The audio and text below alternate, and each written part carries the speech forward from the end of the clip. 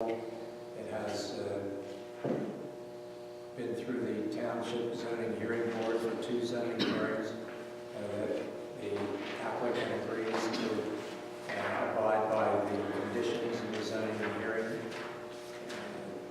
There'll be a deed restriction executed in recordable form, which limits the development of the eastern portion of Lot 3 as detailed in the zoning hearing decision.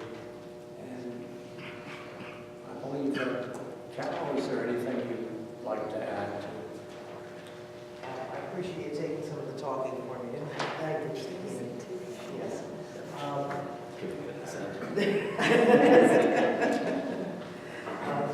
There are certain waivers to be addressed as well, which are contained in your resolution. Oh, thank you. Let me go over those.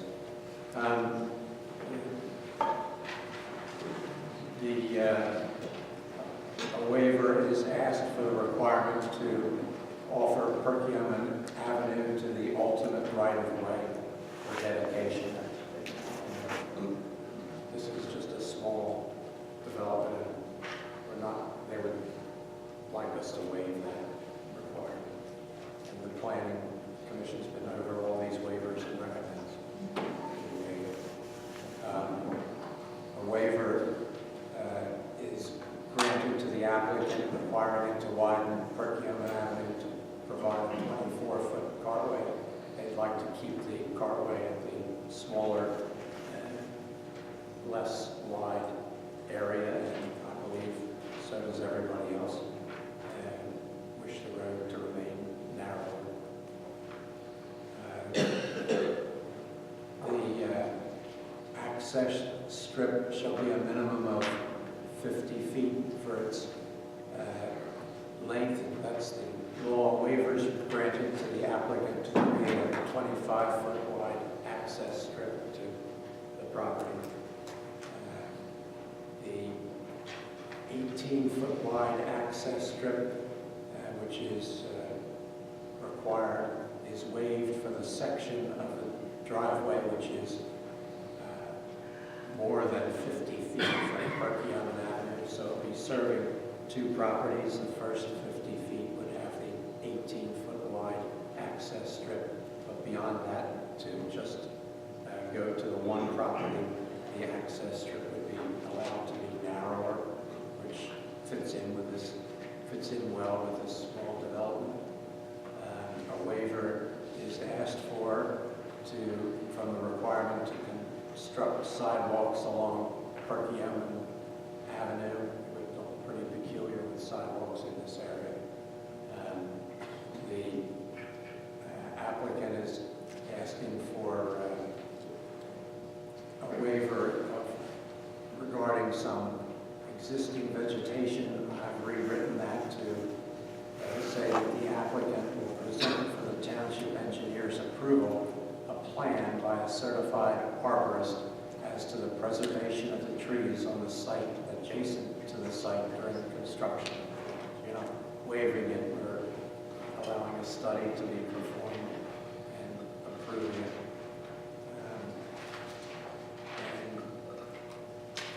And finally, the pavement designs. The applicant shall design to the satisfaction of the township engineer a pavement thickness and a composition detail for the shared driveway,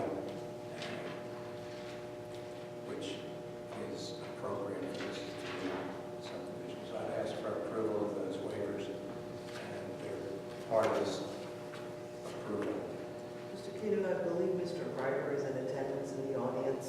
Mr. Ryder. He has any comment, concern you'd like to raise at this Let me time? hear from Mr. Ryder first. Warren.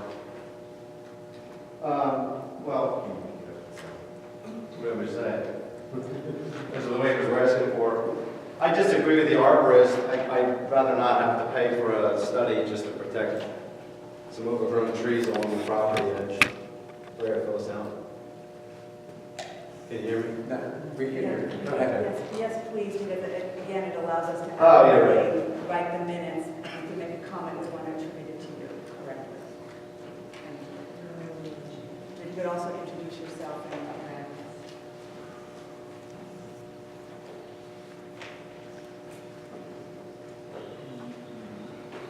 I'm Chris Ryder. I'm a member of BTU Investments. We're looking to develop, basically change that parcel of land into 3 lots. We've been through the planning commission. We discussed our intentions. I don't think we need an arborist to get involved with that. Just trying to keep a lid on costs. I recognize that, first of all, it's a small project. You're basically taking 3 lots and making 3 lots. And the reason that that comment is in my letter is there's a tree or two that is just outside your property, but the construction will encroach under the drip line of that tree with some of the grading and equipment you'll be using to do your construction. And what I'm trying to avoid is an adverse impact on the neighbor.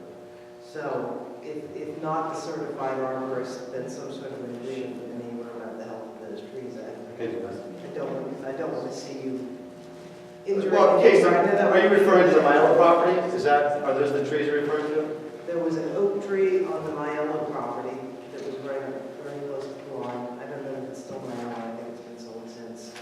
Well, the corner lot that was for sale. Yeah. Okay. And then there was another tree on the back of the property. To find the property. There were just a couple of trees, and if not the certified arborist, then some sort of agreement between you and the adjoining owner about those trees.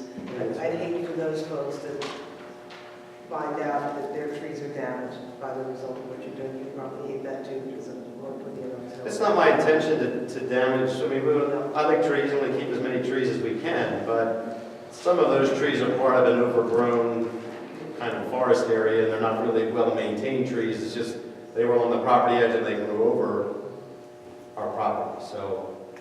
That was my concern. I see 36-inch oak just outside your property line.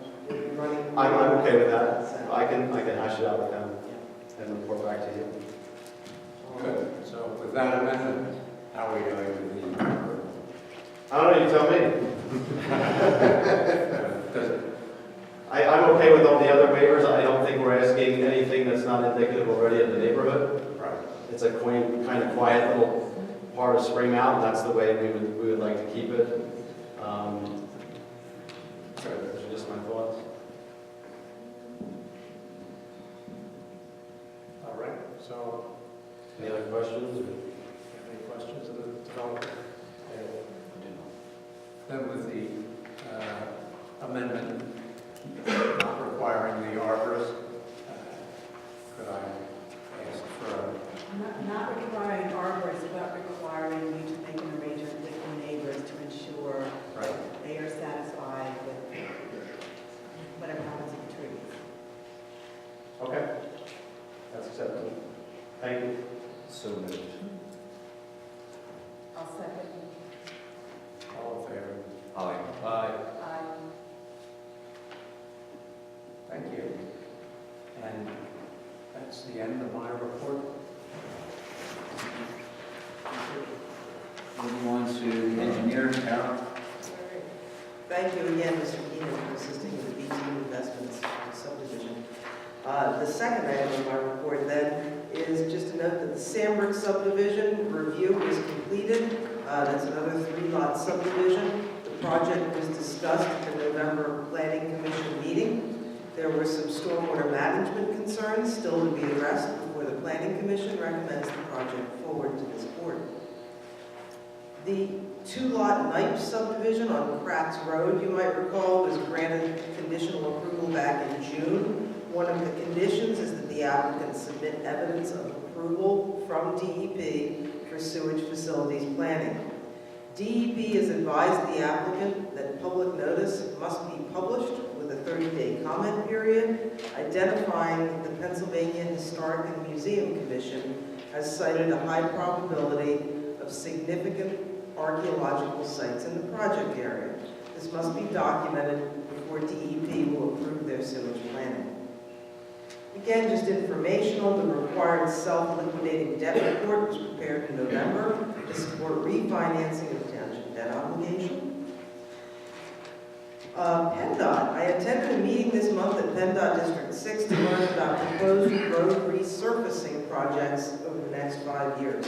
The department plans to resurface Knifer Road between Game Farm Road and Big Road in year 2020, Little Road in year 2021, Big Road from Gravel Pike to the Berks County line in 2022, and Yerger Road also in 2022. These roads and years are all tentative and subject to change for PennDOT's budget constraints, but it's a nice look at the crystal ball. And then finally, bus stop ahead signs. The township received a request to evaluate the need for a bus stop ahead sign at 112 Zieglerville Road. Our evaluation included site distance measurements, review of prior speed study data, and consultation with both the roadmaster and the Township Police Department. The resulting report recommends consultation with the school district regarding adjustment of the bus stop to a location with more appropriate site distance, and if the stop cannot be relocated, installation of a bus stop ahead sign is recommended for westbound Zieglerville Road. In addition, the Township Police Department advised they will increase patrol near the bus stop during pickup and drop-off hours. Finally, on my report, the Arcadia project, the progress of that site construction has been impeded by weather conditions. The applicant has requested consideration of alternate specifications for cold weather concrete. I have those with me tonight, and I'll hand those down to the board and explain them.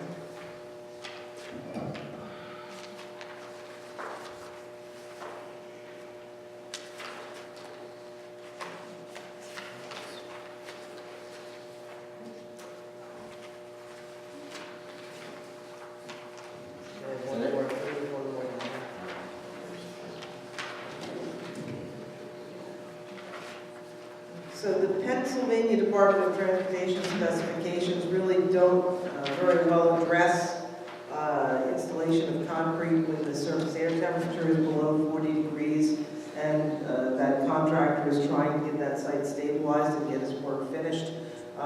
We reached out to others in the industry, other engineering firms and other contractors, talking about who's doing what, how they're doing it, and we worked together with Schlauch. There's the American Concrete Institute, or ACI, has specifications that are used by the Department of Defense and many others, and often used locally by other engineering firms and other contractors to blanket or insulate the concrete. So we worked out a process that would be in conformance with the ACI Guide to Cold Weather Concreting. That's ACI specification 360R-10 for anybody who wants to dive into it. So we've got a specification here that says when air temperatures are below 40 degrees, snow, ice, and frost shall be removed, and the temperature of the surfaces in contact with the concrete shall be above freezing. This may require heating the subgrade or insulating the subgrade prior to placement. Warm water is to be used in the concrete mix to achieve a concrete mix temperature of at least 60 degrees. I don't know if anybody wants me to keep going through this level of detail, and I will if somebody wants me to, but essentially this is a spec that is in conformance with the American Concrete Institute Guide to Cold Weather Concreting. It's been agreed to by Schlauch, and I'd like to be able to let them continue so that we can get that site stabilized. This would be applicable to the Belgian curb work that they're working on. That's interior to the site. The Zieglerville Road curb is already done and completed, so this isn't applicable to what's happening on your public roads. It's applicable to the interior roads that are going to ours. So again, I guess the supervisors authorize proceeding on the revised specification so that Schlauch can continue to stabilize that area. From the legal point of view, I can see no problem that we have an escrow set aside for this development. We generally ask for an 18-month extension of an escrow after the completion of the development. And we're talking about interior roads that we're not going to be taking in any event. It will be under the supervision of the homeowners association. So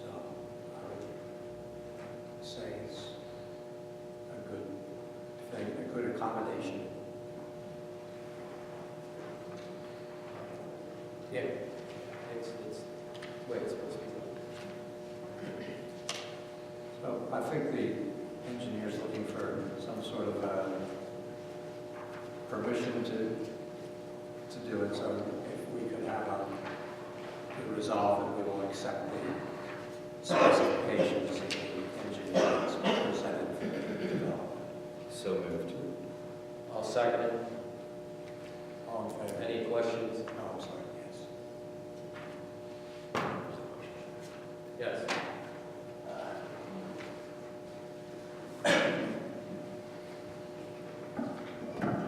Dan Worf, 6 Scratch Road. The question is, does that also apply to the curbing that would be put, will there be curbing put on Zieglerville Road? And would it apply to that, because you're speaking mostly Yes. towards, The Silverville Road curve is already in. it's already in, okay. It's done. That was actually finished on Monday. Okay, all right. Good question. And one other quick question related to the Knight subdivision. Yes.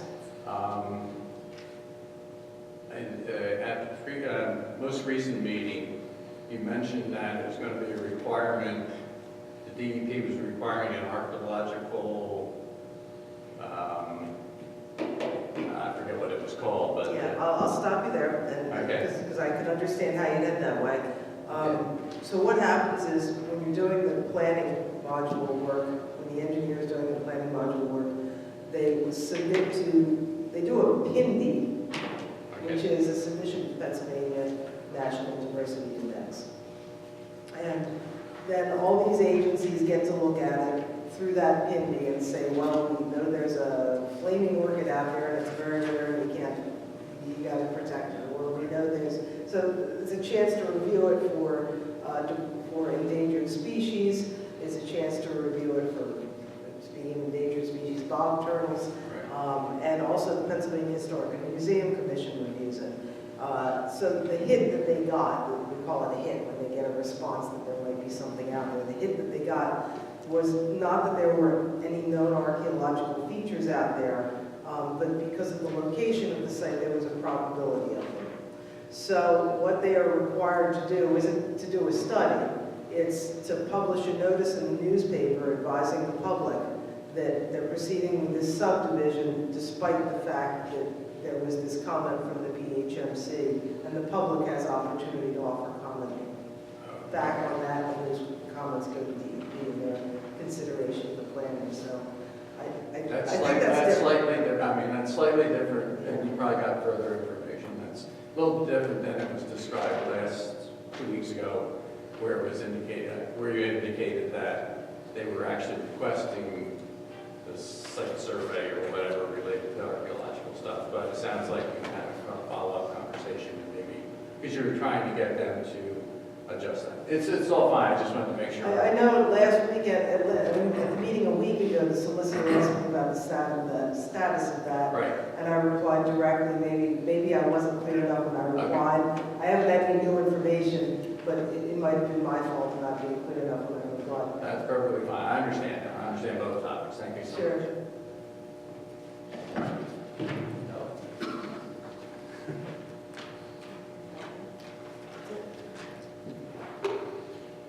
Okay, we had a vote on that. I do not have a police report. Under Public Works, I do have a request for payment from the home barn for the wastewater treatment plant. It's request number 20, in the amount of $59,493.39. That is to finish up punch list items. If I could have a motion for payment, please. I'll make a motion. I have a second. Kevin, we're trying to find it first.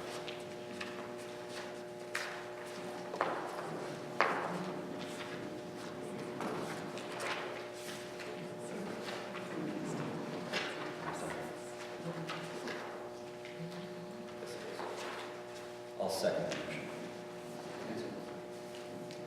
Any questions? All those in favor say aye. Aye. Okay. I do not have anything under my manager's report. We do usually hear from the planning, representative from the planning commission and Parks and Rec. I don't know if anybody's here. Parks is here. Okay. Which one wants to go first? Oh, thank you. Do you need me up at the table, or I have a pretty big mouth? Just to give a quick update, the Parks Board has been planning forward this year to a very busy schedule for next year. In addition to our traditional recreational projects that we run, we've voted among ourselves and decided on 3 projects we want to undertake in the coming year, assuming we get the funding or sponsorship for these. One of those is we have a comprehensive plan for CVS Park up at the roundabout.